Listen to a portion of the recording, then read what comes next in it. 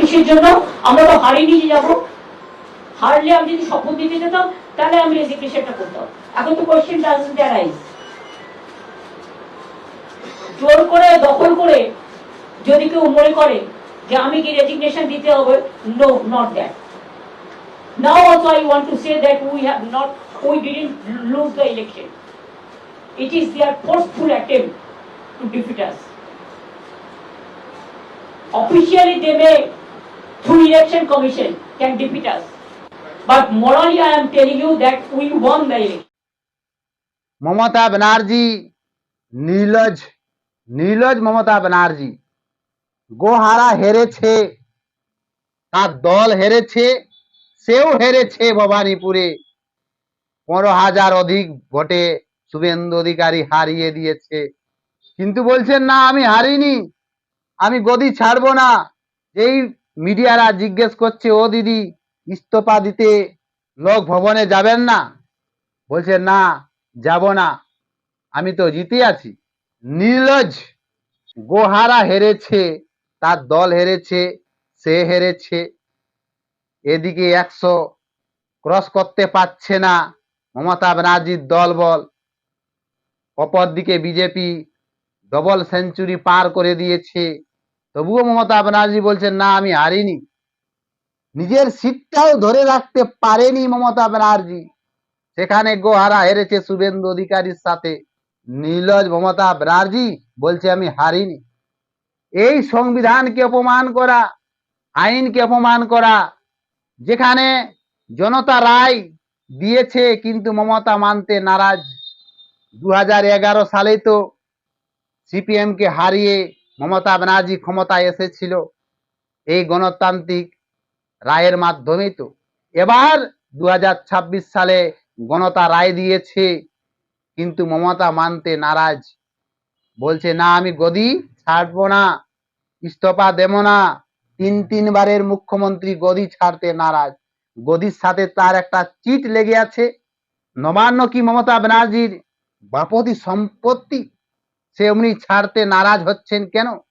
জনতা তো রায় দিয়েছে কিন্তু মানতে নারাজ কেন মমতা ব্যানার্জি? এই পশ্চিমবঙ্গ সহিত আরো 5 রাজ্যে নির্বাচন হয়েছে, সব জায়গায় যেখানে হেরেছে সেখানে হার স্বীকার করে ইস্তফা দিয়েছে। তামিলনাড়ুতে হার স্বীকার করেছে, তামিলনাড়ুর মুখ্যমন্ত্রী ইস্তফা দিয়েছেন, হার মেনে স্বীকার করে নিয়েছে এবং ইস্তফা দিয়েছে। কিন্তু আমাদের পশ্চিমবঙ্গে হার স্বীকার করে কেন ইস্তফা দিচ্ছেন না প্রাক্তন মমতা ব্যানার্জি? বাংলার জনতা রায় দিয়েছে কিন্তু মমতা মানতে নারাজ কেন? যদি মমতা ব্যানার্জি না ইস্তফা দেন তাহলে কি হবে? এমনে তো 8 তারিখ পর্যন্ত তার ক্ষমতা আছে, 9 তারিখ পরে মুখ্যমন্ত্রী শপথ বাক্য গ্রহণ করবেন। প্রাক্তন রাজ্যপাল তথাগত রায় কি বলেছেন শুনুন।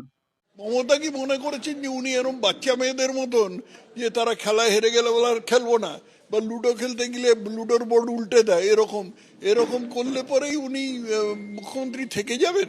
8 তারিখে তো এমনি ওর বিধানসভার মেয়াদ শেষ হয়ে যাচ্ছে। এটা কি উনি জানেন না? উনি জানেন। আমার মনে হয় উনি ঠিক প্রকৃতিস্থ নেই। প্রাক্তন রাজ্যপাল তথাগত রায় বলেছেন যে 8 তারিখ পর্যন্ত ক্ষমতা আছে, তারপরেই কিন্তু রাজ্যপাল নতুন যে দল জয়ী হয়েছে তাকে মুখ্যমন্ত্রীর পদে শপথ বাক্য গ্রহণ করাবেন। নির্বাচন কমিশন 5 রাজ্যের রাজ্যপালকে নোটিফিকেশন দিয়েছে ইমিডিয়েটলি 5 রাজ্যের মুখ্যমন্ত্রীকে শপথ বাক্য পাঠ করাবেন। 8 তারিখ অবধি মমতা ব্যানার্জির ক্ষমতা আছে, তারপরে মমতা ব্যানার্জির ভ্যালু লেস হয়ে যাবে, তার ভ্যালু থাকবে না, ভ্যালুলেস, তার কোনো প্রয়োজনই হবে না। প্রাক্তন হয়ে গেছে, সংবিধানের আইন অনুযায়ী প্রাক্তন হয়ে গেছে। ও যত মানতে নারাজ করুক, গদি ছাড়তে নারাজ হোক, কিন্তু প্রাক্তন হয়ে গেছে। এ ছেলে খেলা নয়। তথাগত রায় বলেছেন যে ছেলে খেলা নয়, বারবার এবার আমি খেলবো না, এবার আমি পরাজিত নাই, যে ঘুরে আরেকবার লড়াই করুন। মানতে হবে জনতার রায়, মমতা মানতে হবে। এই ব্যাপারে কেন্দ্র প্রতিমন্ত্রী সুকান্ত মজুমদার কি বলেছেন শুনুন। 24-এ আমরা 12টা সিট পেয়েছিলাম, আমি রাজ্য সভাপতি ছিলাম। আমি হাত জোর করে মেনে নিয়েছিলাম যে হ্যাঁ ভারতীয় জনতা পার্টিকে জনগণ ভোট কম দিয়েছে, সেজন্য আমরা 12টা সিট জিতেছি। তো এই যে ইভিএম ইসি হ্যান ত্যান বলা মানে আপনি বাংলার মানুষকে আরও একবার অপমান করছেন। আর বাংলার মানুষকে যত অপমান করবেন, যত বাংলার সংস্কৃতিকে অপমান করবেন, বাংলার মানুষ ততবার আপনার বিরুদ্ধে ভোট। কেন্দ্রের প্রতিমন্ত্রী সুকান্ত মজুমদার বলেছেন যে যতবার জনতাকে অপমান করবে ততবার জনতা যোগ্য জবাব দেবে। জনতা রায় দিয়েছে, কিন্তু মানতে মমতা ব্যানার্জিকে হবেই। জনতার রায় হচ্ছে সর্বোপরি। জনতার রায় তো 2011 সালে এসেছিলেন, তাহলে 2026 সালে জনতা রায় দিয়েছে বিজেপিকে, তাহলে মানতে নারাজ কেন? যতবার বাংলার জনতাকে অপমান করবে ততবার বাংলার জনতা যোগ্য জবাব দেবে। জনতা হচ্ছে সর্বোপরি। জনতাকে অপমান করলে জনতা যোগ্য জবাব দেবে।